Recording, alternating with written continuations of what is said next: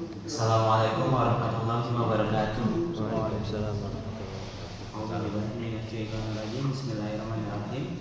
Alhamdulillahirabbil alamin. Allahumma shalli ala sayyidina Muhammad wa ala ali Muhammad. Rabbi zidni ilman nafi'an warzuqni fahman rasyid. Terima kasih kepada bapak-bapak dan ibu-ibu yang sudah hadir pada pengajian subuh hari ini di Alhamdulillah, di pagi ini, di pagi yang singkat ini kita kedatangan Pak Suparto berkunjung ke Mamiuni.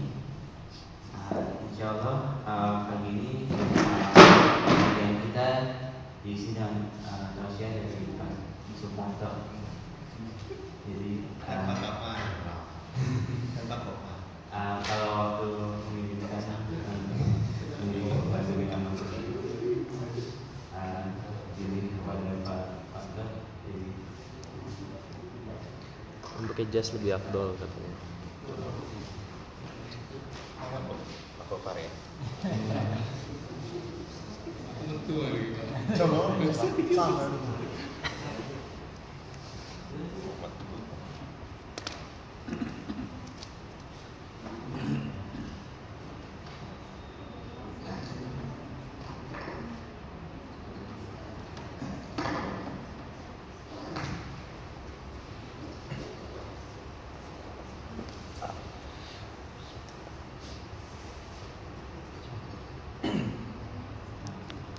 Assalamualaikum warahmatullahi wabarakatuh. Innal hamdalillah nahmaduhu wa nasta'inuhu wa nastaghfiruh wa na'udzu billahi min shururi anfusina wa min sayyiati a'malina. May yahdihillahu fala mudilla lahu wa may yudlil fala hadiya lahu. Asyhadu an la ilaha illallah wahdahu la syarika lahu wa asyhadu anna Muhammadan 'abduhu wa rasuluhu la nabiyya ba'dahu. Allahumma shalli wa sallim ala Muhammad ibn Abdillah wa ala alihi wa sahbihi wa mawalah wa la hawla wa la quwwata illa billah. Kawan-kawan, sahabat-sahabat yang muliakan oleh Allah, wabil khusus Ustaz Kopar ya, muallim kita yang harus kita hormati. Tadi saya sudah daya dengan beliau untuk tidak banyak bicara di depan, karena menu utama itu harus tidak diutamakan. Kalau saya cuma menu sampingan, kalau Mas Kopar itu menu utama. Kalau di piring itu ya ada nasi, ada daging, ya beliau lah. Kalau saya cuma garnis gitu ya. Dan para mujahid kita ya, yang menghidupkan surau kita, Mas Lugas, Mas Nen ya, dan Mas Lukman, luar biasa. Ada ahlu sufah rupanya. Orang-orang yang hidup di masjid ya, menghidupkan masjid, dan luar biasa. Jadi kalau yang mengopi kata Kiai Dahlan ya, hidup-hidupilah suruh kita, jangan cari hidup di dalam suruh kita. Jadi inilah perjuangan utama orang-orang yang luar biasa. Mudah-mudahan segala langkah kita itu diridhai Allah Subhanahu wa taala. Amin.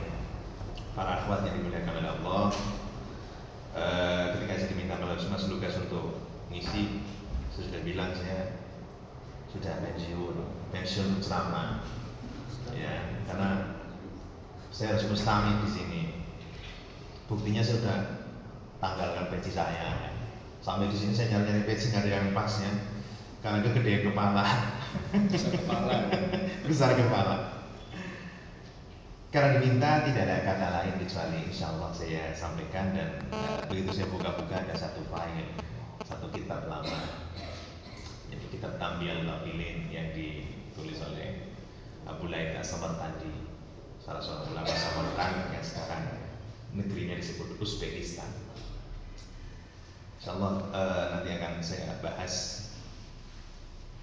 Dalam mukadimahnya, sesungguhnya yang terpenting buat kita adalah menambah rasa apa yang disebut dengan Allah Subhanahu wa taala dalam surah Fatir ayat 28 adalah innama yakhsyallah min ibadihil ulama.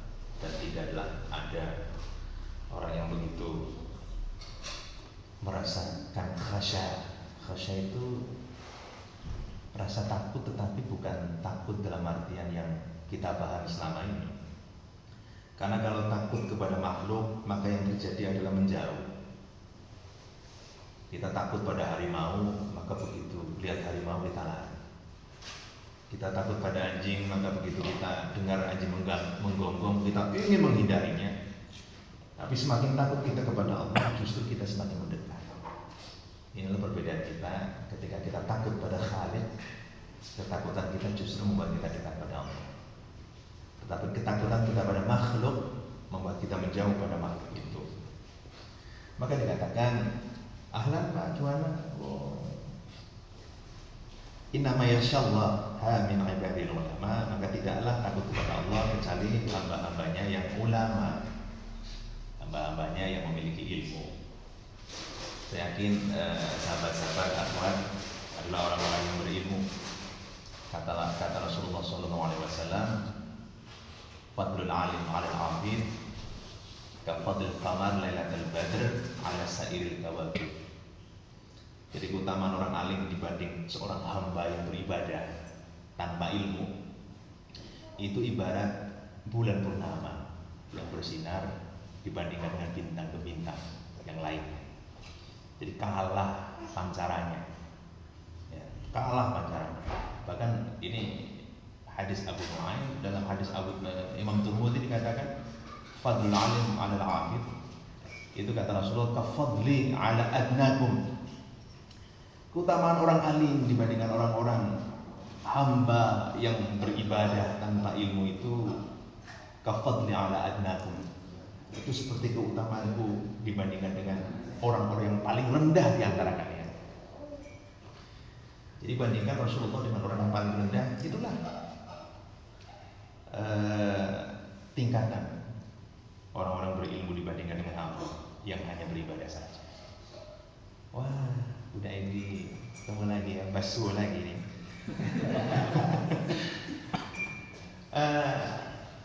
Bahkan hadis itu dilanjutkan, innallaha azza wa jalla wa malaikatahu wa ahli samawati wal ard hatta an-namla fi juhriha wal hutu fil bahr yusalluna ala muallimin nas al khaira. Sesungguhnya Allah azza wa jalla dan para malaikatnya serta para penghuni langit dan bumi, bahkan hingga semut sekalipun yang tinggal di dalam lubangnya, hatta namlah bijuhriha, hingga semut yang ada di dalam lubangnya, wal hutu fil bahr, dan para penghuni laut-laut itu yusalluna ala muallimin nasal khair, senantiasa mendoakan bagi para pengajar-pengajar kebaikan kepada manusia.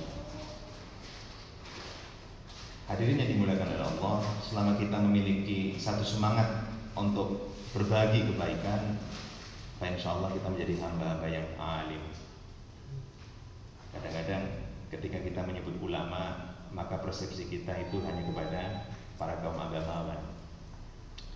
Tetapi sesungguhnya ulama adalah mereka yang memahami kebaikan itu senantiasa harus dibagi, tidak lain dan tidak bukan dikarenakan motivasi untuk li'la kalimatillah, untuk menegakkan kalimat Allah yang maha tinggi.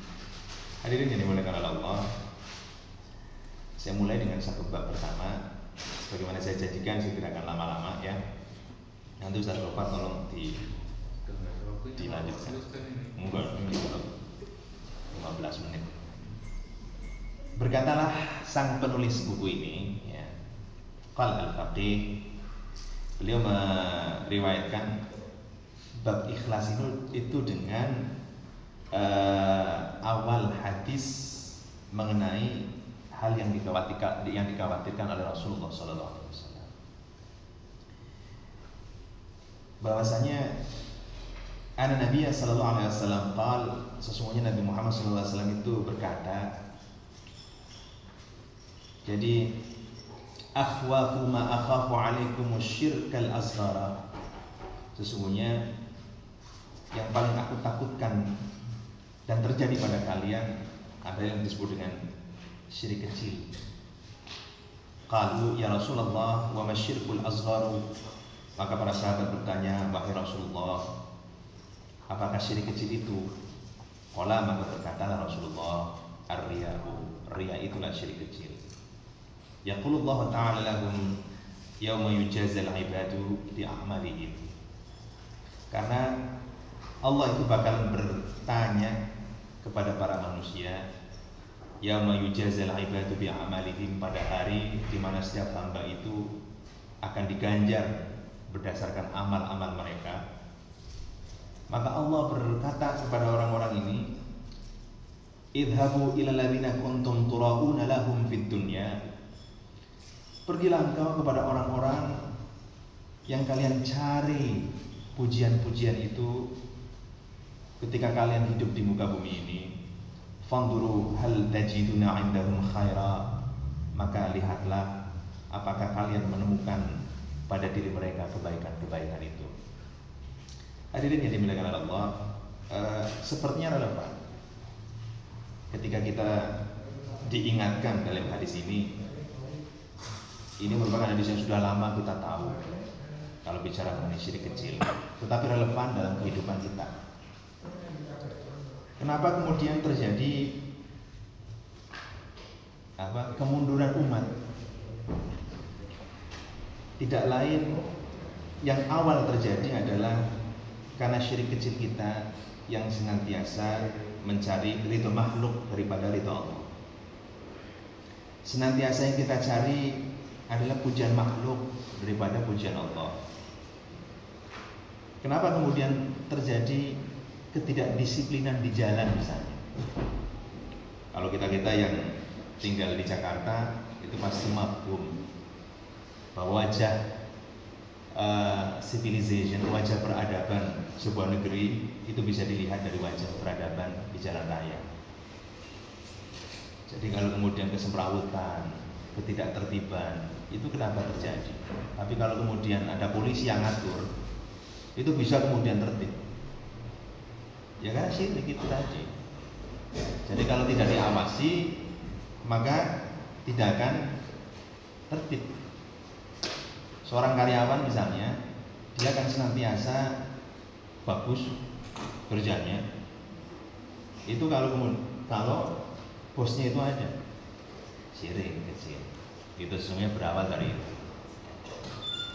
Apapun yang kemudian tertib tetapi kemudian hanya diawasi, maka kita masih ada pada masa jahiliyah di mana kaum-kaum itu mensimbolkan Tuhan pada simbol material. Jadi kalau ada polisi tertib, kalau ada bos bagus. Misalnya kuli-kuli di Indonesia itu kalau nggak ada mandornya itu merokok, ya, leye-leye gitu, ngobrol. Tapi kalau mandornya datang, wah cepet, gitu. Jalan lah itu. Ada yang dimuliakan Allah. Jadi pemahaman kita atas keikhlasan itu merupakan satu kunci, satu alas dasar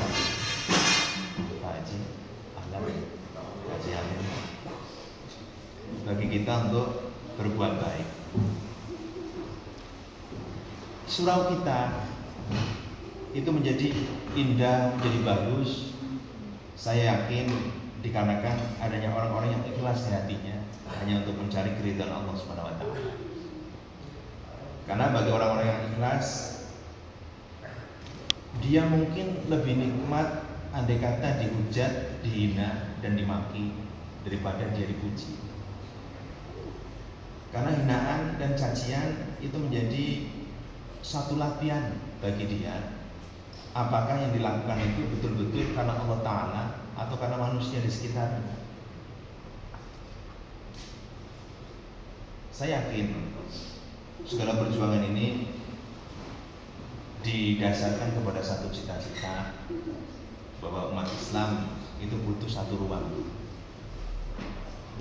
di mana kita bisa bersatu, kita bisa berbagi, dan kita bisa meningkatkan ilmu. Ini kali pertama saya masuk ke surau kita, kagum karena begitu masuk saya lihat ada supermarket, ya, swalayan, luar biasa. Begitu belok kiri ada ruang ibadah, ke depan akan dibuat perpustakaan, ada Islamic Center. Ini kalau kita buka-buka kembali historisitas Islam, maka kembali kepada masjid masa Rasulullah yang tidak hanya menjadi tempat ibadah, tetapi menjadi tempat konsolidasi umat. Hadirin yang dimuliakan Allah, jadi ketika kita melakukan segala sesuatu dikarenakan unsur lain selain Allah, maka pada hari akhir nanti kita akan diminta oleh Allah Subhanahu wa taala, silakan kalian cari apa yang kalian niatkan pada saat kalian hidup di dunia itu. Al-Faqih kemudian melanjutkan, innama yuqalu lahum dzalika, bahwasanya dikatakan oleh Allah seperti itu kepada mereka, li'anna amalahum fid dunya kana ala wajhil khida', dikarenakan amal yang mereka di dunia itu dilakukan ala wajhil khida', dengan cara yang khida'. Khida' itu kalau dalam bahasa Inggris itu tricky, ya, tricky. Melakukan sesuatu bukan apa yang diniatkannya. Fa yu'amiluna fil akhirati ala wajhil khida', dan juga mereka ketika melakukan amal-amal akhirat itu ala wajhil khida', dengan cara yang khida', cara yang tricky.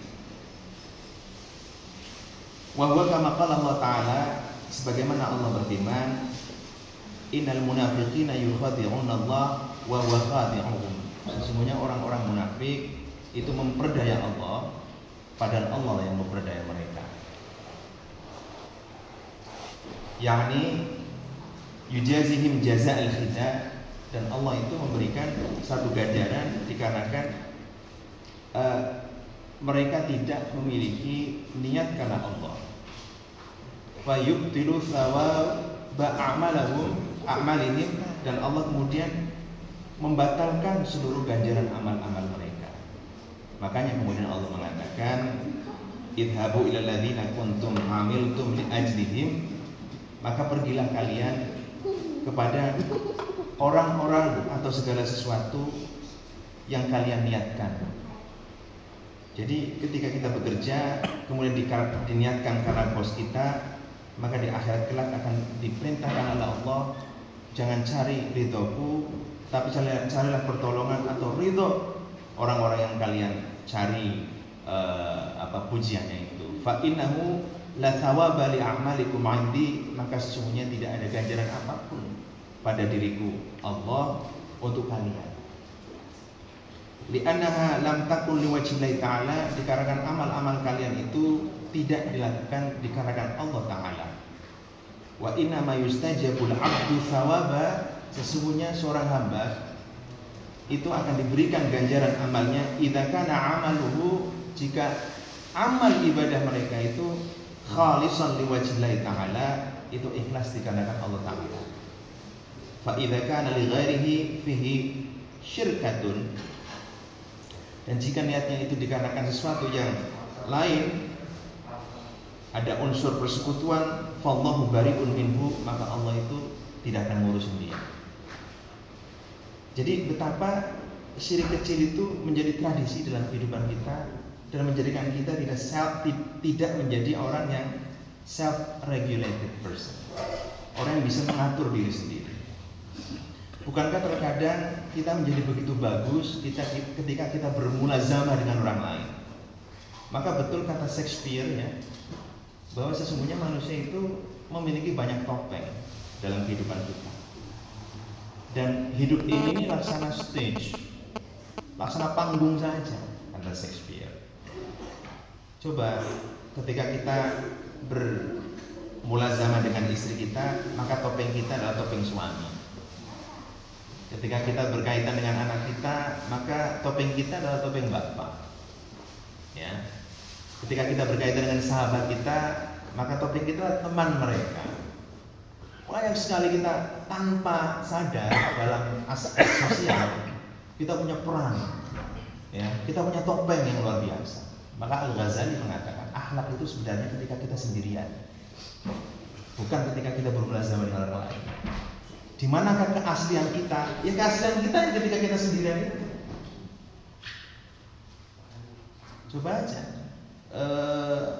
mungkin ketika kita sendirian itu kita jadi orang yang begitu ahlan ya, Pak Haji ahlan ya.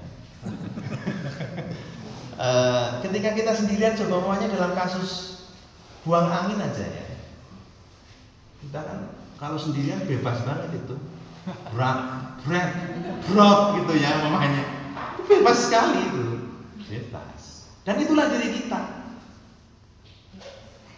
Karena orang kalau berbuat dosa itu kan kayak orang ngentut. Orang lain itu kalah kabur, dia sendiri tenang-tenangan. Jadi apa ya sih? Bau banget. Enggak kok. Ini orang berdosa begitu. Jadi kalau kita melihat dosa kita ya orang lain kerepotan, kita sendiri merasa tenang-tenang saja. Tapi ketika kita bermuhasabah dengan orang lain, maka tradisi buang angin itu tiba-tiba hilang. Maka disitulah bukan diri kita. Jadi mudah-mudahan hadirin yang dimuliakan oleh Allah Subhanahu wa taala, ketika kita memahami syirik kecil, maka mudah-mudahan kita menjadi diri kita yang dihiasi akhlak karimah. Amin ya rabbal alamin. Jadi sesuatu yang baik dan sesuatu yang buruk kemudian menjadi pertimbangan yang otomatis dalam diri kita. Bukan sebuah pertimbangan yang kemudian dikarenakan ada orang lain. Contoh, seorang istri yang berhias wangi ya, pagi-pagi udah mandi, udah pakai minyak wangi, itu karena Allah Ta'ala. Itu kapanpun dia akan wangi. Iya. Tapi beda kalau syirik kecil karena suami, itu ya wanginya itu kalau pas ada suami. Tapi begitu suami nggak ada, kalau di Indonesia ya, bukan di sini, kalau di sini enggak kan? Enggak beda maksudnya. Ya kalau di Indonesia itu kan pagi-pagi itu ya, suami masih tidur. Biasanya kalau di Indonesia itu begitu subuh tidur lagi. Ini enggak juga. Enggak beda lagi. Alhamdulillah ada suruh kita enggak tidur lagi, alhamdulillah. Nah, begitu suami tidur, beli sarapan si istri. Itu kan apa adanya. Belum mandi, rambut acak-acakan ya, badan bau bawang gitu, pakai long dress seadanya, iler kesini-sini, beli sarapan, antri, seperti itu kan. Orang kalau lihat istri siapa itu, suami yang ke bawah. Tapi kalau kemudian seorang istri lillahi ta'ala, kapanpun dia akan merasa wangi. Makanya dikatakan al-mar'atu sholihah, istri yang soleh itu idza nadartaha saratka. Kalau dipandang itu nyenengin. Sama dengan suami-suami soleh itu kalau dipandang nyenengin. Karena boleh ta'ala. Dia kan senantiasa rapi. Ibu-ibu sekian puluh tahun betah karena suami-suaminya rapi kan. Atau terpaksa. Idza nadartaha saratka karena ta'ala. Jadi segala sesuatu yang lillahi ta'ala fa insyaallah akan bagus dalam kehidupan ini. Kebersihan di negeri kita begitu kurang karena lillahi ta'ala enggak ada. Bersih itu senantiasa dikaitkan dengan hadiah. Pada masa lalu ada Kalpataru, ya kan? Dipilihlah kota-kota yang bersih, indah, cantik, nanti dapat Kalpataru. Bupatinya itu kemudian naik derajat karena kotanya dapat Kalpataru, patungnya dipajang di tengah kota. Orang begitu datang, wah luar biasa. Segala sesuatu yang kemudian dikarenakan faktor lain itu biasanya bersifat sangat sementara, tidak lalu. Sama dengan diri kita, keistiqomahan ibadah kita itu bisa saja kemudian turun dikarenakan faktor-faktor lain di luar Allah Subhanahu wa taala. Memang berat. Dikatakan oleh Rasulullah SAW, menjaga keislaman itu di akhir zaman ibarat memegang bara di atas telapak tangan. Itu maknanya adalah betapa derajat keistiqomahan itu sangat berat pada masa ketika orang-orang sudah tidak istiqomah lagi di sekitar kita.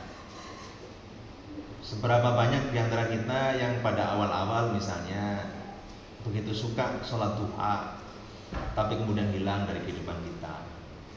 Betapa Betapa banyak di antara kita yang kemudian tambah sholat tahajudnya, kemudian tak lagi istiqomah. Itu yang sunnah. Belum lagi yang kemudian wajib. Betapa banyak di antara kita yang sholat 5 waktu itu kemudian dijaga, kemudian begitu kesini hilang. Itulah keimanan kita. Maka kata orang bijak, al istiqamatu khairun min alfil karamah. Bahwa istiqomah itu lebih hebat daripada 1000 karomah para wali. Dikarenakan kekonsistenan kita di dalam memegang bara keimanan tadi. Luar biasa, hanya orang-orang yang luar biasa. Mudah-mudahan kita termasuk dimasukkan kepada Allah oleh Allah Subhanahu wa taala orang-orang yang luar biasa itu. Amin. Itu pada hadis pertama. Hadirin yang dimuliakan Allah. Pada hadis kedua, udah habis waktunya. Habis waktunya hadirin, jadi nanggung. Hah? Lama lagi yang ada sana. Saya sendiri. Pembawa acara tidak memberi waktu tadi. Waktu jangan pergi.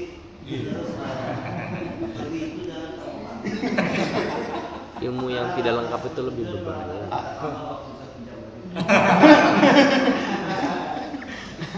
Ada Ustaz Gopar. Dia itu kemana tadi itu? Udah pergi.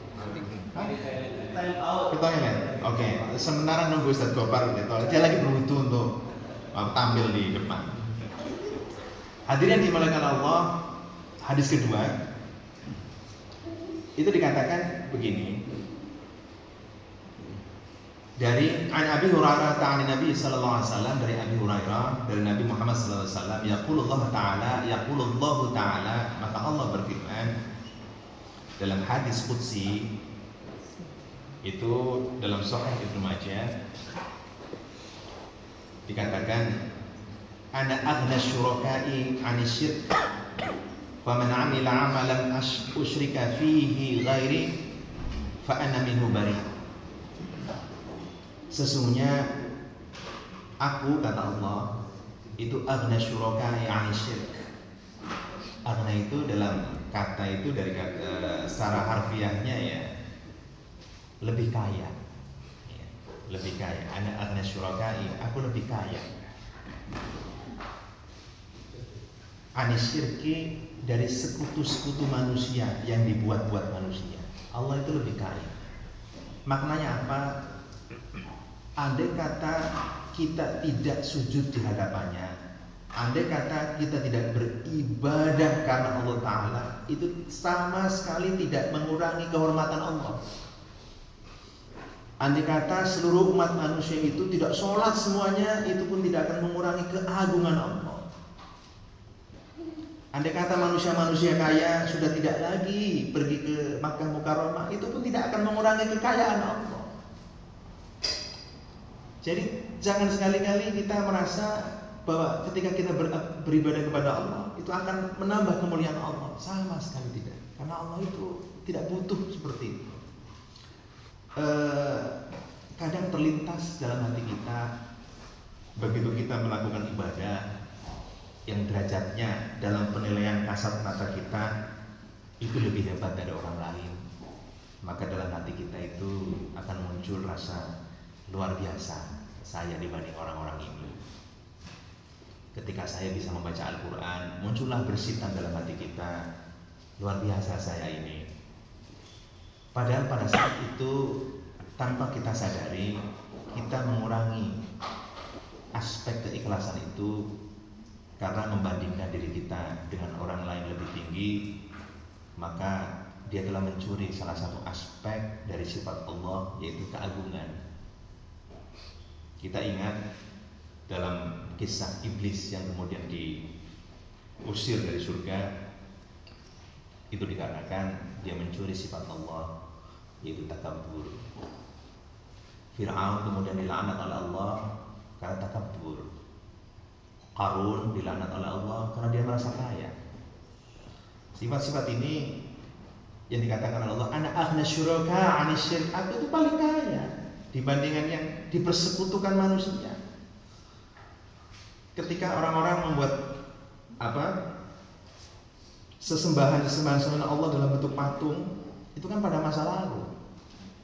Tapi ketika patung-patung itu sudah tidak ada, apakah kita bebas dari sesembahan-sesembahan itu? Tidak. Ada simbolisasinya bukan pada patung. Kalau dulu pada masa jahiliyah mungkin orang-orang membuat patung Lata dan Uzza dan sebagainya, itu kemudian diberi persembahan, hingga Salman Al-Farisi menertawakan ketika dia memberikan sesembahan kepada satu patung. Tiba-tiba ada seekor anjing. Anjing itu datang, muncul. Itu lihat ada persembahan, dimakanlah persembahan itu. Kemudian begitu sesembahan dimakan, anjing itu ngencingin patung itu. Dalam hati Salman, Tuhan dikencingi kok diam. Soalnya kalau dikencingi anjing, bunuh anjing itu. Dari situ kemudian itu pada masa lalu, ketika simbolisasi Tuhan pada aspek yang bisa dilihat pada kasat mata. Tapi pada aspek modern sekarang ini, simbolisasi jahiliyah itu masih ada dalam hati kita. Betapa kemudian kita lebih mencintai jabatan kita, misalnya, ya kan? Betapa orang itu mati-matian untuk mempertahankan jabatan. Bagaimana lah, pokoknya saya harus langgeng dalam jabatan ini, langgeng dalam pekerjaan ini. Ya, saya nggak peduli lah, namanya ibadah itu kan formalitas, kapan-kapan bisa taubat. Betapa banyak di antara kita melihat simbolisasi Tuhan itu pada aspek family misalnya. Betapa banyak orang tua kemudian bergelincir ke api neraka dikarenakan menuruti keinginan anak-anaknya misalnya. Betapa banyak kemudian suami-suami yang kemudian tergelincir ke api neraka dikarenakan menuruti keinginan istrinya, atau istri kemudian tidak mematuhi perintah-perintah Allah dikarenakan arahan-arahan suami. Banyak sekali yang kemudian kita menempatkan hal-hal lain lebih tinggi derajatnya dibanding Allah Subhanahu wa taala. Ini pun salah satu tradisi syirik jahiliyah yang diterjemahkan dalam peradaban modern sekarang ini. Faman 'amila 'amalan usyrika fihi ghairi, barang siapa yang beramal dengan satu amalan di mana aku disekutukan dengan selainku, fa ana minhu bari'un, maka aku lepas dari dirinya. Nah, lepas dari dirinya ini bermakna bahwa Allah tidak akan bertanggung jawab lagi untuk menolongnya. Allah tidak ada lagi satu keinginan untuk menolongnya. Karena dalam kehidupan di dunianya yang dicari bukan Allah Subhanahu wa taala, tetapi selain Allah itu. Gitu. Seperti tadi saya sebutkan, orang yang begitu mencintai jabatannya, begitu mencintai pekerjaannya, maka carilah pertolongan dengan pekerjaannya itu. Abu Laib kemudian memberi makna dari kalimat ini adalah ana ghaniyun 'anil 'amali alladhi fi syirkatun li ghairi. Sesungguhnya aku itu kaya dari segala perbuatan yang di dalamnya terdapat persekutuan selainku. Bahasa Arab ini indah, menggunakan kata amal. Karena di dalam bahasa Arab itu ada dua, amal dan fi'alun, amalun dan fi'alun. Dua-duanya itu memiliki arti perbuatan. Af'alu saya berbuat, a'malu saya berbuat, sama. Jamaknya juga sama, a'mal, af'al, ya. Tetapi duanya memiliki konsekuensi yang berbeda. Kalau amalun itu perbuatan yang rasionalitas kita itu menyadari perbuatan itu, ya, itu amal. Jadi segala. Tetapi kalau fi'al adalah segala perbuatan yang otomatis naluri kita, ya, jantung berdegup itu fa'al, bukan amal.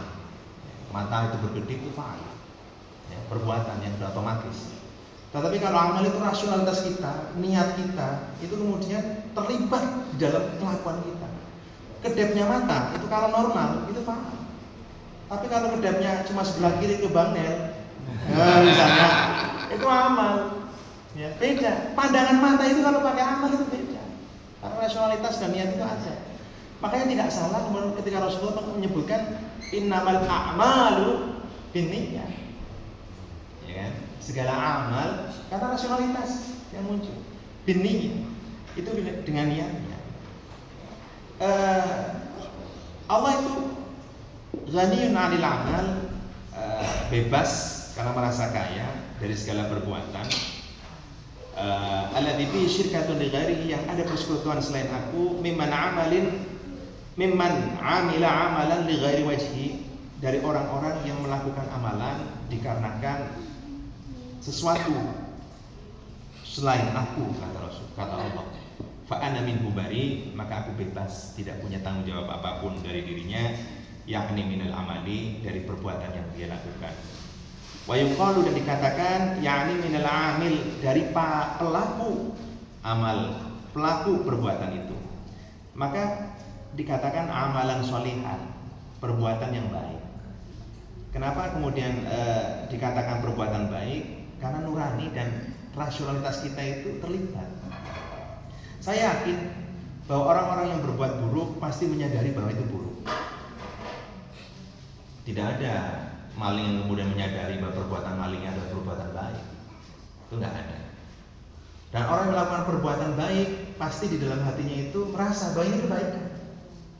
Karena ada nilai universal yang disadari seluruh manusia, sampai pada suku-suku terdalam sekalipun itu ada nilai universal mengenai kebaikan dan keburukan. Dimanapun mencuri itu tidak akan dipandang baik. Senyum itu dimanapun, di suku manapun itu menjadi currency, mata uang yang berlaku di mana-mana. Senyum. Kalau Australian dollar kan mata uang yang hanya di Australia, rupiah hanya mata uang di Indonesia. Tapi senyum itu currency, mata uang yang bisa kemana-mana. Siapa sih yang kemudian tidak pernah senyum dalam hidupnya? Ya udah, itu kan senyum jatahnya. Rasul mengatakan ibtisamu kali akhika sadaqatun, senyummu pada saudaramu itu adalah sedekah. Hadirin yang dimuliakan Allah, itu diantara hadis yang disampaikan oleh Imam Abu Lais. Itu saja yang bisa saya sampaikan. Memang babnya itu luar biasa banyaknya, tidak mungkin untuk dibacakan satu persatu. Mudah-mudahan ini menjadi satu motivasi dalam hidup kita, bahwa andai kata Allah itu menjadi ghayatuna, menjadi tujuan kita, maka kita menjadi orang-orang yang senantiasa menunjukkan yang terindah, menunjukkan yang terbaik, menunjukkan yang terhebat dalam kehidupan kita. Insya Allah surau kita yang menjadi tempat di mana kita melakukan kehebatan dan kebaikan itu untuk umat, insya Allah ya Rabbal Alamin. Terima kasih kawan-kawan. Walafu minkum, mohon maafnya. Mas Kopar mana ini Mas Kopar? Masa lama banget itu ya. Enggak udah. Saya cukupkan sekian ya. Terima kasih atas perhatiannya, mohon maaf atas kekurangannya. Wabillahi taufiq wal hidayah. Assalamualaikum warahmatullahi wabarakatuh. Waalaikumsalam. Ghafarallahu dan Abdul.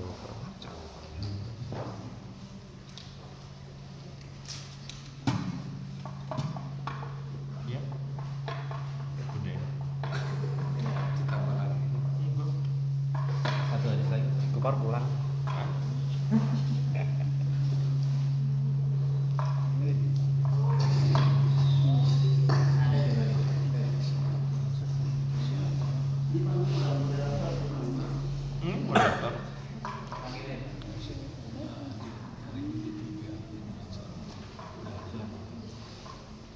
Alhamdulillah, terima kasih Pak Parto yang sudah mengisi kajian subuh kali ini.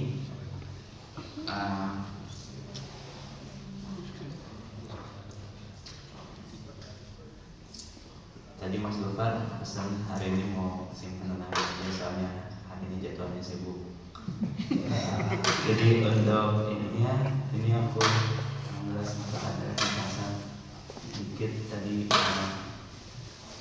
Pak Parto membahas tentang hadis di mana yang pertama itu hal yang dikhawatirkan Rasulullah SAW adalah syirik kecil.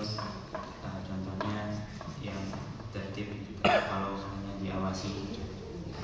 kalau ada bosnya. Lalu ada juga amal akhirat yang dilakukan dalam fikih. Di sini disebutkan kalau orang munafik itu seakan memperdaya Allah, padahal Allah yang memperdaya orang munafik. Lalu yang kedua, Pak Parto menyampaikan hadis qudsi yang bunyinya, aku itu lebih kaya daripada hal-hal yang dipersekutukan manusia. Artinya kalau setiap orang tidak sholat tidak akan mengurangi kemuliaan Allah. Dan yang terakhir itu, barang siapa yang mengambil sekutu dariku maka aku lepas darinya. Jadi segitu saja. Sekarang kita buka sesi tanya jawab. Silakan kalau ada Bapak-Ibu yang punya pertanyaan buat Pak Parto, boleh menyangkut topik yang hari ini atau bebas.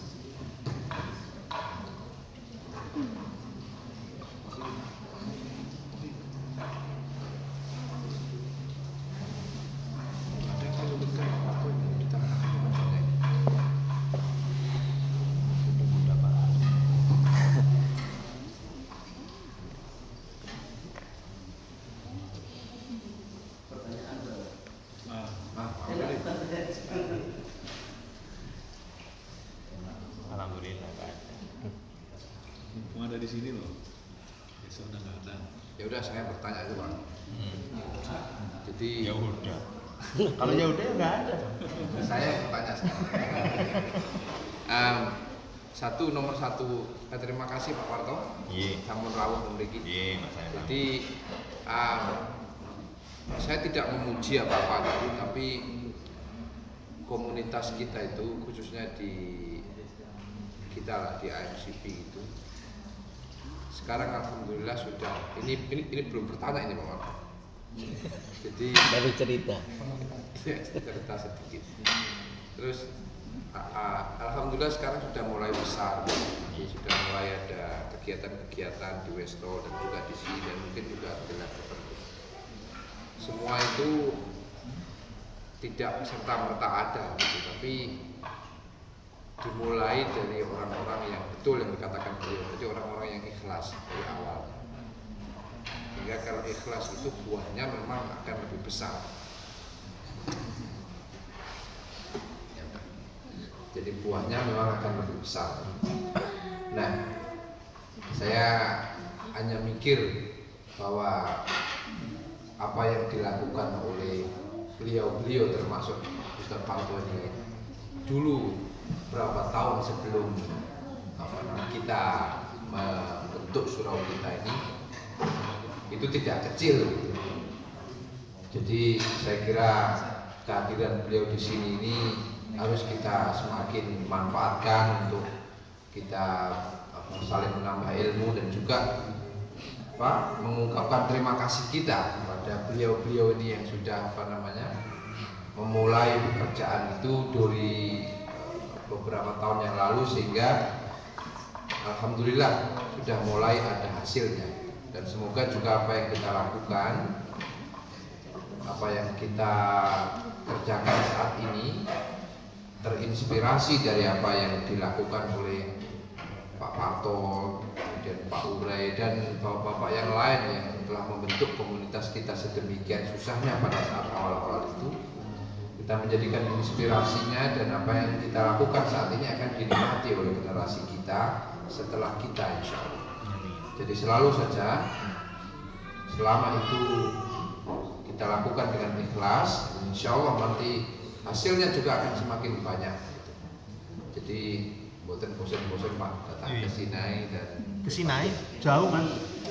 ke sini maksudnya itu. Jadi bisa berbagi banyak dengan kita. Nah, kemarin saya itu mau minta beliau mengisi khutbah Jumat juga saya des-des sudah, tapi tetap aja saking cintanya sama Westol memang harus berbagi banyak dengan Westol motor. Nah, saya mau ini yang kedua. Ini tentang fenomena keberhalaan itu memang besar. Tadi malam itu bapak-bapak di surau termasuk Pak Wahyu itu mendiskusikan tentang masalah-masalah umat itu ternyata banyak sekali. Salah satunya adalah faktor keterikatan kita itu dengan yang berhala-berhala yang tersamar tadi Pak Karto. Nah, saya kira mungkin bisa dieksplor dan ditambahi lebih banyak gitu kira-kira cara kita mengidentifikasinya, kemudian mungkin juga apa yang harus kita usahakan untuk bisa mengembalikan diri kita sedekat-dekatnya dengan nilai keikhlasan itu dengan baik gitu. Terima kasih. Mungkin itu saja. Terima kasih. Assalamualaikum warahmatullahi wabarakatuh.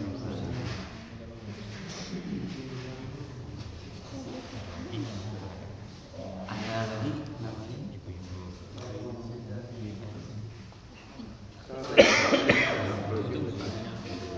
Udah gitu aja.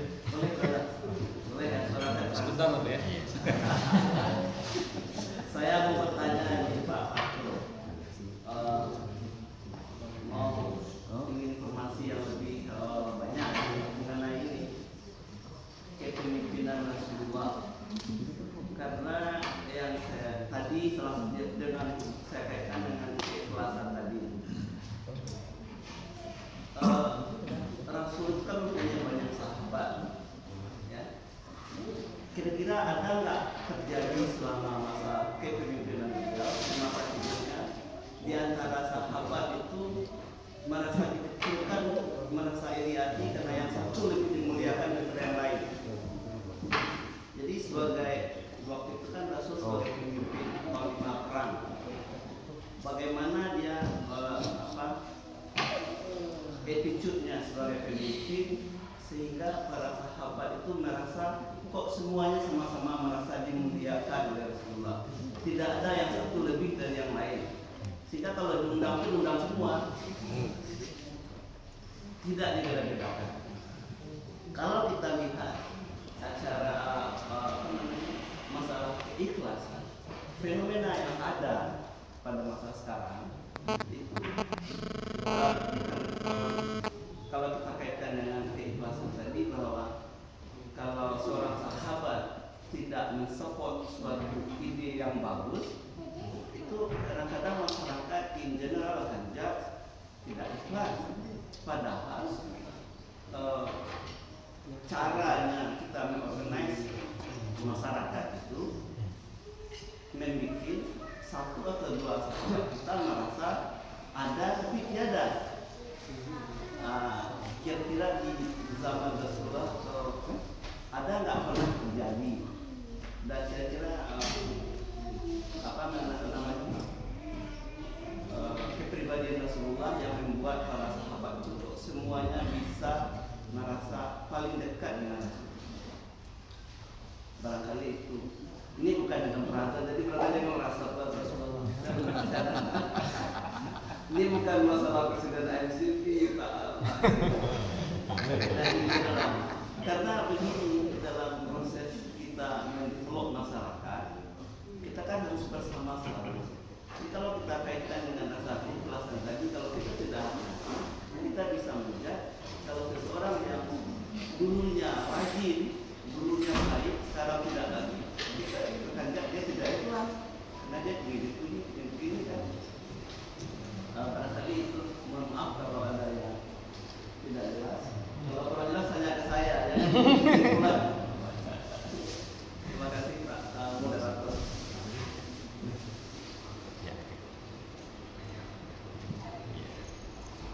Ya, terima kasih. Haji Ahmad Buddha, terima kasih.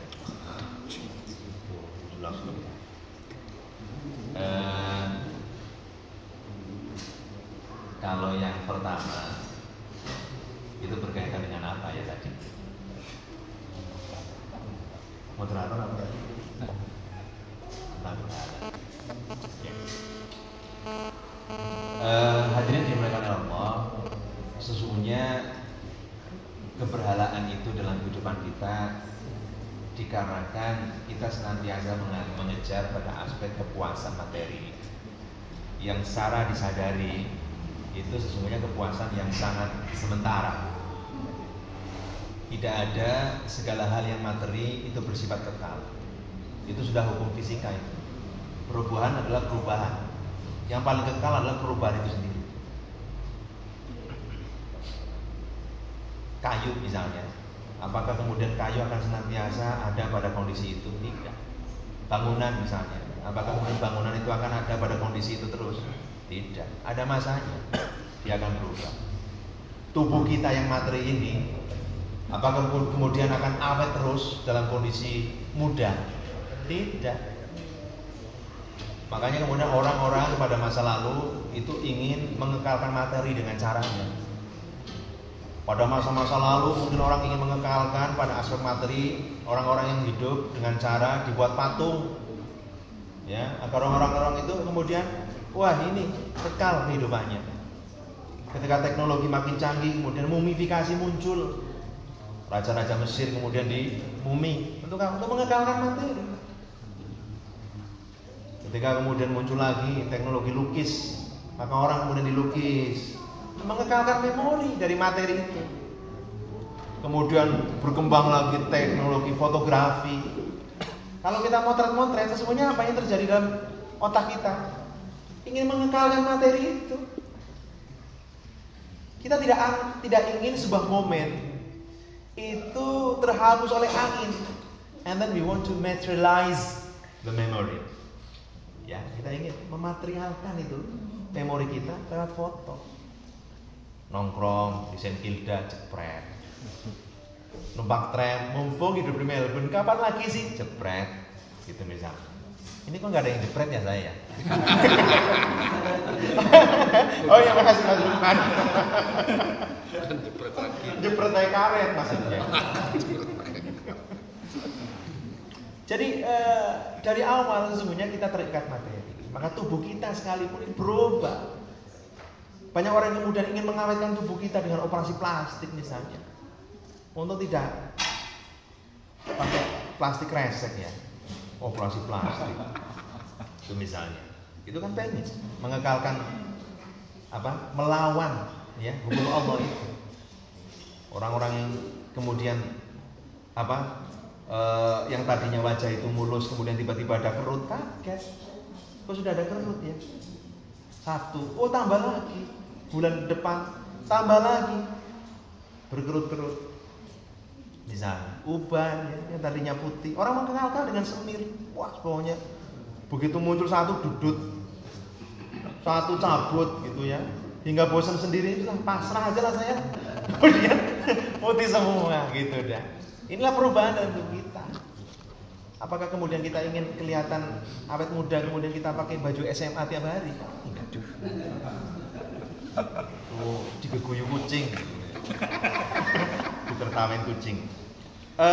Inilah saya hanya ingin mengilustrasikan bahwa sesungguhnya kehidupan kita memang tidak lepas dari materi, karena memang jasad kita adalah materi. Tetapi ada orang-orang yang kemudian materi menjadi tujuan utamanya. Itulah sesungguhnya dari pemberhalaan tadi.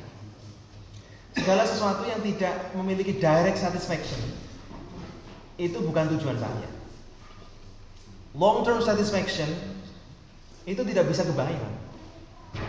Makanya bagi orang-orang yang memiliki Tuhan dalam bentuk materi, ya umpamanya kita hanya otokritik diri kita saja. Misalnya kalau kita pergi ke Thailand yang Buddhis, itu kita disuguhi dengan sebuah alam yang indah, tertib, bersih gitu ya. Ya karena Tuhan itu ada di mana-mana, patung di mana-mana. Gitu. Atau di Bali, ya di setiap rumah ada patung. Tuhan itu mengawasin mereka. Sampai hari raya Nyepi saja, ya kalau kita pas datang ke Lombok ya di satu komunitas Hindu di sana, atau pas ke Bali pada saat Nyepi, itu luar biasa. Ya dalam bersih hati saya yang kecil itu kagum luar biasa bahwa betapa patuhnya mereka ketika Nyepi, ada mati geni, mati karya dan sebagainya. Dan yang paling utama adalah menciptakan iklim ekonomis luar biasa. Listrik itu ngirit pada satu hari itu luar biasa.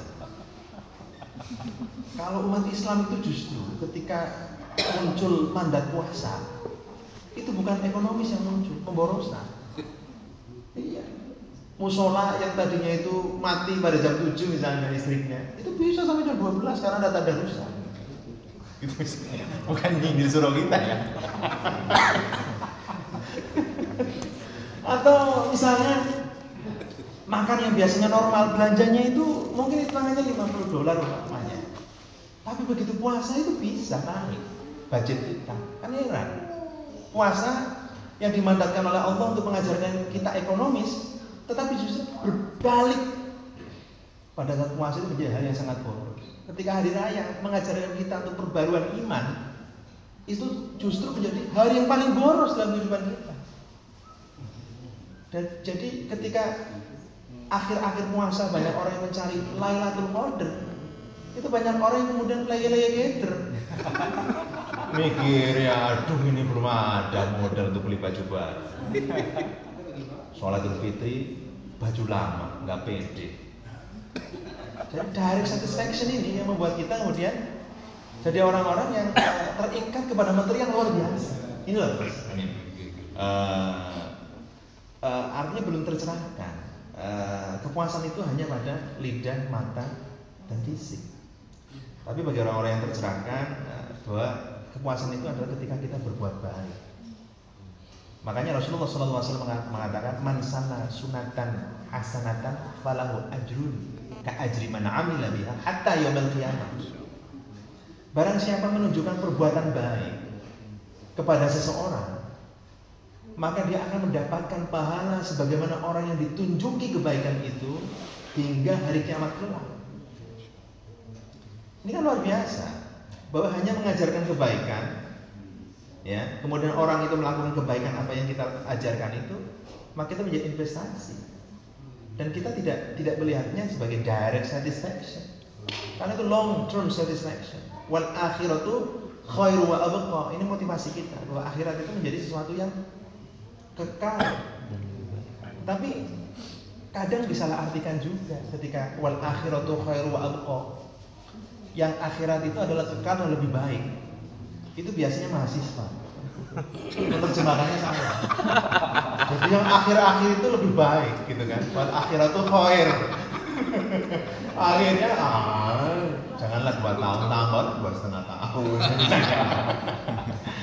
Atau yang S1 di Indonesia itu harusnya 4 tahun jadi 6 tahun. Kadang-kadang lulus semester 20. Itu wal akhiratu khairu wa abqa. Yang akhir-akhir itu lebih baik dan lebih kekal. Salah kaprah. Jadi makanya kemudian kita dalam hal waktu itu belum bisa karena memahami wal akhiratu khair, yang akhir-akhir itu lebih baik, maka sering telat-telatan akhirnya. Atau memahami wal akhiratu khair, bahwa akhirat itu lebih baik, yang muncul akhirnya apa? Perdebatan kita hanya pada aspek akhirat, kemudian melupakan kewajiban kita di dunia. Ini kelemahan umat Islam secara keseluruhan. Jadi ketika kita berdebat akhirat, kita gontok-gontokan sesuatu yang relatif. Kenapa saya berani mengatakan relatif? Karena pengetahuan kita mengenai akhirat itu pengetahuan relatif, bukan pengetahuan absolut. Bukankah bayangan kita mengenai surga itu bayangan yang sangat relatif? Kalau mau absolut ya masuk surga dulu baru balik lagi cerita gitu loh. Ya. Bicara mengenai kematian, itu kan bicara juga sesuatu yang relatif. Kalau pengen tahu betul-betul kematian ya coba cari tali, kemudian kalungkan di leher ya. Kursi kita jadikan tempat kita berdiri, kemudian tendang dikit. Begitu sudah jatuh, lihat malaikat, kita putuskan itu talinya, baru cerita. Saya sudah lihat malaikat mati sekian detik. Itu baru satu pengalaman. Kadang-kadang orang kemudian berdebat pada masalah akhirat, maka muncullah kelalaian kita untuk memakmurkan muka bumi ini. Ini ja'ilun fil ardi khalifah, dan sesungguhnya aku jadikan di muka bumi ini adalah khalifah, pemakmur bumi. Tapi kemudian umat Islam memahami akhirat pada aspek debat akhirat, sehingga melalaikan persatuan kita, melalaikan keterbelakangan kita, melalaikan kemiskinan kita, melalaikan kebodohan kita. Karena apa? Direct satisfaction sesungguhnya. Banyak orang yang mengklaim dirinya memperjuangkan akhirat, tetapi direct satisfaction. Contoh di daerah saya itu, di Tegal, itu ada 2 kiai yang sama-sama luar biasa terkenalnya dan sama-sama punya umat. Tapi kemudian dua-duanya tidak mau bertegur sapa. Dua-duanya juga kemudian berdekatan, sama-sama membangun musola. Begitu kemudian umatnya nambah banyak, dua-duanya sama-sama bangun masjid. Kedua-duanya sama-sama mengklaim berjuang untuk akhirat. Tapi pada aspek sosiologis, direct satisfaction. Karena apa? Ketenaran dunia itu. Atas nama mazhab misalnya, orang itu berbangga-bangga dengan kuantitas pengikut. Ini kan perebutan akhirat. Sehingga umat Islam kemudian terpecah-pecah, terkotak-kotak. Tidak lagi kemudian debat kita mengenai debat bagaimana meningkatkan ekonomi umat. Luar biasa, surau kita itu luar biasa. Masuk supermarket itu kan digambarkan ekonomi umat menjadi sumbu utama dalam kehidupan. Karena kepuasan materi itu harus kita pegang, kemudian beriringan dengan kepuasan spiritual. Kita kan kadang-kadang kalau dakwah kita itu beda dengan dakwah orang-orang Kristiani yang action. Ketika mendekati orang lapar, maka kemudian makananlah yang diberikan. Ketika mendekati orang-orang yang bodoh, maka pendidikan kemudian disokong. Lah, seorang ustadz kemudian dakwah di orang-orang lapar. Innallaha ma'as-sabirin. Allah itu bersama orang-orang yang sabar. Lah sabar piye? 4 hari enggak makan sabar, Pak. Ya ada makanan geletak saya embat. Jadi nggak kontekstual. Ini kan perdebatan akhirat sehingga melupakan. Tapi alhamdulillah, surau kita ini menjadi satu tempat seperti Mas Hamim bilang bahwa Mas Haji Hamim bilang bahwa mahal itu. Mas Hamim bilang bahwa Mas Haji Hamim, Mas Haji Jubri. Mas Haji Jubri bilang bahwa inilah tempat di mana kita punya cita-cita. Itu. Jadi karena keterikatan kita pada direct satisfaction itu menjadikan kita senantiasa miskin. Dikatakan dalam salah satu hadis, al-qanaatu kanzun malayafna. Rasa puas itu adalah sebuah gudang yang tidak pernah ada habis-habisnya isinya. Kenapa kemudian terjadi korupsi? Ini karena kemiskinan yang ada di dalam diri kita. Ciri-ciri orang kaya adalah pertama, dia akan senantiasa puas dan tenang dalam jiwanya. Itu orang kaya. Kalau jiwanya tenang, jiwanya puas, itu kaya. Yang kedua, ciri orang kaya adalah dia senantiasa ingin punya motivasi ingin memberi. Ingin memberi, bukan nunggu pengen menerima. Punya ilmu dikit, ya, dia pengen sharing sama orang lain. Punya rezeki dikit, ya Allah, saya 2,5% dan saya pengen kasihkan. Dia ingin memberi. Tapi karena jiwa-jiwa miskin, maka yang muncul ada kekurangan-kekurangan itu. Secara kasat mata kita melihat para koruptor di Indonesia itu kan orang-orang yang sudah memenuhi syarat kekayaan. Mobil punya, jabatan punya. Tapi kenapa kemudian mereka masih mencuri? Karena tadi direct satisfaction yang tidak pernah ada habisnya. Kalau menurut Hasan Basri, itu luar biasa ketika kita attach terhadap keberhalaan materi. Yang pertama adalah nuzi'at minhu halawatul ibadah, maka rasa manis melakukan ibadah itu menjadi hilang. Iya. Jadi kalau sholat kita udah mulai rasanya tidak manis lagi, hati-hati. Ini berarti pada saat itu kita sedang sangat attach pada pemberhalaan materi. Iya. Jadi kok saya jadi nggak enak ya baca Quran kayak dulu lagi. Kita harus muhasabah binafsi. Coba kita telisik diri kita. Yang kedua adalah dikatakan amalun laisa lahul muntaha. Ngelamun terus tidak ada habis-habisnya.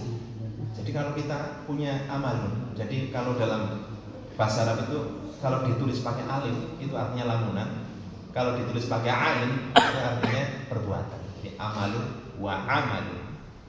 Laisa amal bil amal, dan tidaklah perbuatan kecuali dengan lamunan atau dream. Melamun itu boleh dalam Islam. Bahkan Rasulullah mengatakan laulal amal lan tarda'al ummu waladaha. Jika tidak ada lamunan, jika tidak ada impian, niscaya tidak ada akan seorang ibu itu menyusui bayinya. Kenapa para ibu itu mau menyusui bayinya? Karena dia punya amalun, punya cita-cita, punya impian, punya lamunan bagi anaknya di masa datang. Tetapi ada orang yang amalun, yang punya lamunan, tetapi lamunannya beyond the capacity. Bisalah kita sandingkan dengan kata menghayal. Ya, amalun itu menghayal. Jadi hayalan-hayalan yang tidak pernah habis. Amalun laisa lahul muntaha. Kemudian yang ketiga adalah hirsun laisa lahul qanaah. Rasa rakus yang tidak ada puasnya. Kita rakus terus.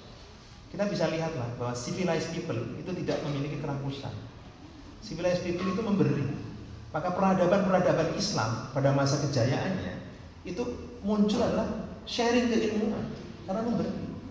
Muncul bangunan-bangunan yang luar biasa karena ingin mengejawantakan dari pemahaman-pemahamannya itu menjadi wujud. Lah, kalau kemudian yang muncul adalah hirsun, kerakusannya tidak pernah ada puasnya, maka yang muncul adalah destruksi kehidupan. Orang mengeksplorasi alam, membabat hutan, mencemari lingkungan, menindas orang lain. Berawal dari satu motivasi, kerakusan tadi.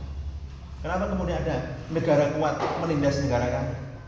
Karena hirsun, kerakusan. Kenapa para orang kaya masih mau mencuri? Karena kerakusan. Ya. Itu untuk jawaban Pak Ali Jufri ya. Kemudian udah ya, apakah pada masa sahabat itu ada sih sahabat yang iri ya? Kalau dalam riwayat-riwayat itu tidak ada. Sahabat-sahabat Rasulullah itu kan orang-orang yang terpilih, yang kemudian terbuka hatinya ya. Itu untuk tanzih ya, untuk mensucikan nama baik mereka ya, karena mereka adalah orang-orang dekat Rasulullah Shallallahu Alaihi Wasallam. Itu para sahabat. Pengertian sahabat itu kan sama dengan pengertian Rasul dalam tradisi Kristen ya, bahwa mereka itu adalah bertemu dan sezaman dengan Rasulullah, maka itulah disebut sahabat. Tapi tentunya kalau kita pilih kan ada sahabat-sahabat yang memang dekat dengan Rasulullah, dan ada sahabat yang memang tidak pernah disebut dalam riwayat-riwayat hadis. Itu kan bukan bermakna bahwa mereka adalah orang-orang yang diignore atau diabaikan oleh Rasulullah SAW. Jadi ketika Rasulullah SAW itu hidup, maka dia itu menjadi contoh utama dalam kepribadian dan perilaku para sahabatnya. Jadi tidak ma'amila Rasulullah, mereka itu mengikuti apa yang dilakukan oleh Rasulullah SAW, baik dari senyumnya, maka senyum Rasulullah jadi ditulis, tidurnya ditulis, karena mereka pengen mengikuti apa yang dilakukan oleh Rasulullah SAW.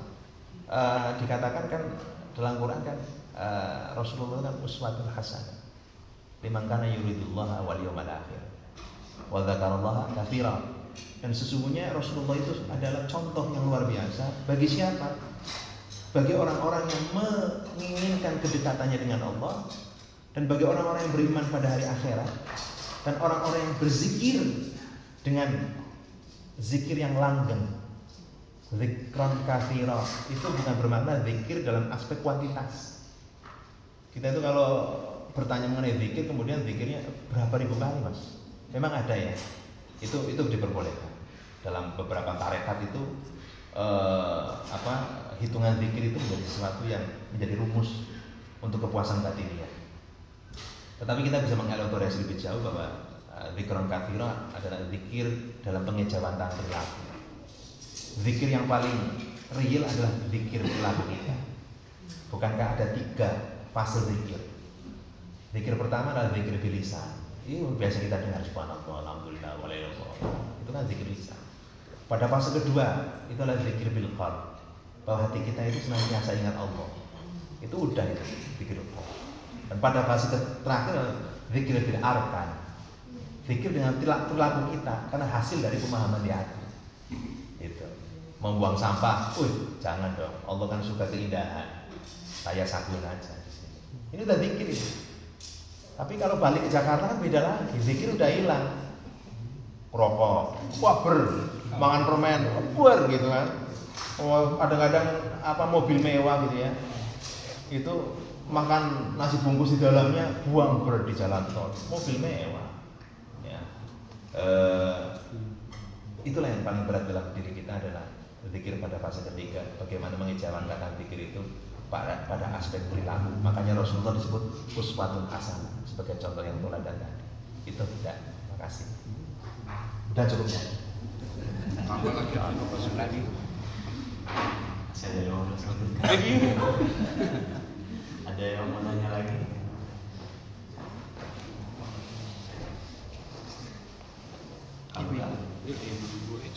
Ibu-ibu nggak ada? Ada ibu. Ada ibu-ibu ada emang. Emang yang bertanya ada ya? Kalau nggak aku mau tanya juga nih, Pak. Loh, mau tanya nggak boleh.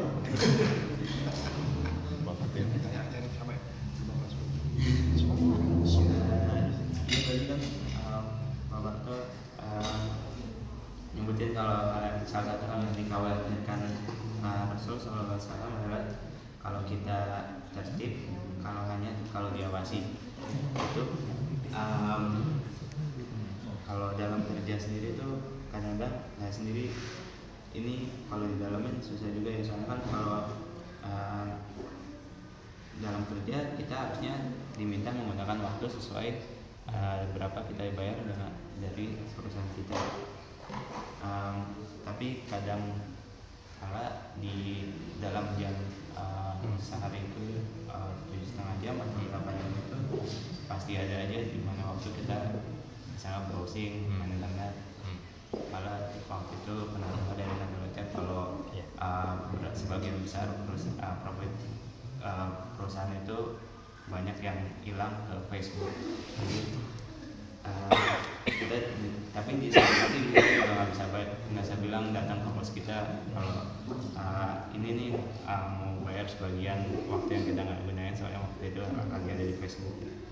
Itu gimana cara kita menggunakan waktu yang itu, dimana kita dalam waktu kita masuk ke mode yang nggak produktif dan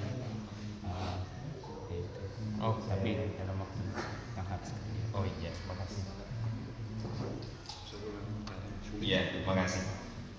Saya teringat ada satu hadis ya yang mengatakan bahwa ini riwayat dari Ahmad dalam sahihnya itu disebutkan rubba shaimin laisa lahu haddun min shaumihi ila al-ju' wal 'atash wa rubba qa'imin laisa lahu haddun min qiyamihi ila sahar wan nasib. Yang bermakna bahwa banyak sekali orang-orang yang puasa yang tidak mendapatkan ganjaran apapun dari puasanya kecuali lapar dan dahaga. Dan tidaklah banyak orang yang mendirikan malamnya dan tidak mendapatkan pahala apapun dari kelakuannya itu kecuali rasa lelah dan ngantuknya saja. Hadis ini menjadi relevan dengan pertanyaan tadi bahwa saya itu masih perlu diawasi ketika harus bekerja. Namun kita juga memahami pada tingkatan-tingkatan tertentu. Kita harus memahami bahwa diri kita adalah makhluk yang dhaif. Ya, ini kan pembicaraan kita adalah pembicaraan ketika orang sudah pada level yang sama, ya, pada level yang sama, sehingga Allah itu menjadi tujuan dalam kehidupan kita. Tetapi pada level tertentu, ketika keimanan kita memang turun, kita harus akui hadirin yang dimuliakan oleh Allah, bahwa al-imanu yazidu wa yanqusu. Iman itu bertambah dan turun, itu harus diakui. Jangan kemudian kita merasa iman saya itu stabil, iman saya itu meningkat terus. Never. Kita tidak boleh kemudian merasa hebat seperti itu. Kita harus merasa bahwa betapa tawaduknya ya Rasulullah mengajarkan kita, dan kita juga harus mengakui bahwa kita itu kadang-kadang keimanan kita memang naik, tetapi pada satu saat kadang-kadang kita turun.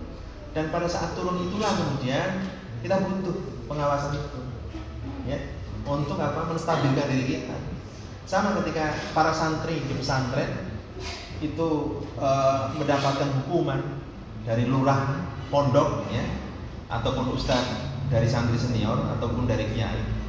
Hukuman itu tidak lain adalah bentuk pengawasan untuk membangun attitude, ya. Jadi nggak apa-apa kalau kemudian kita merasa harus diawasi supaya kita menjadi orang baik, artinya kita masih butuh bimbingan.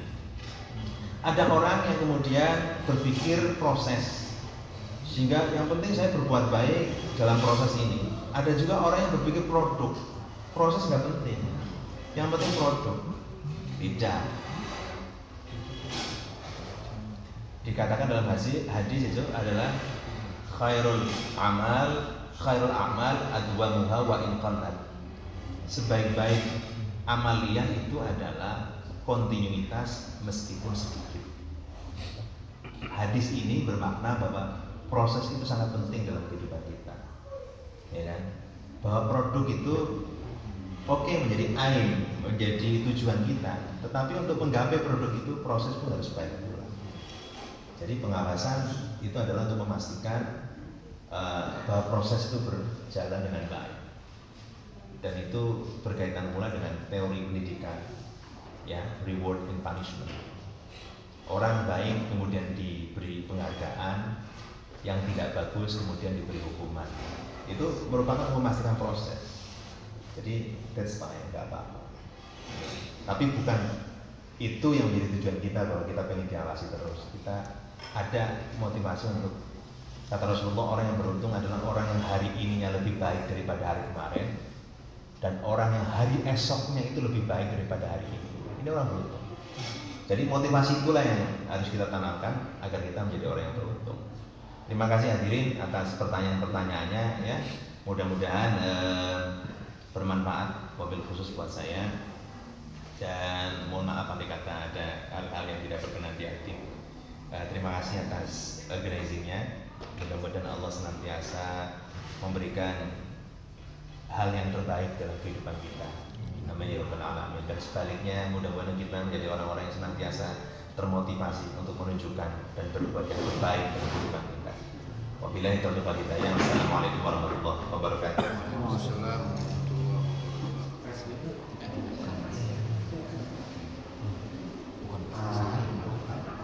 Terima kasih kepada bapak-bapak ibu yang sudah membawa makanan. Kita tutup kajian subuh hari ini dengan membaca wa'as dan doa kepada majelis.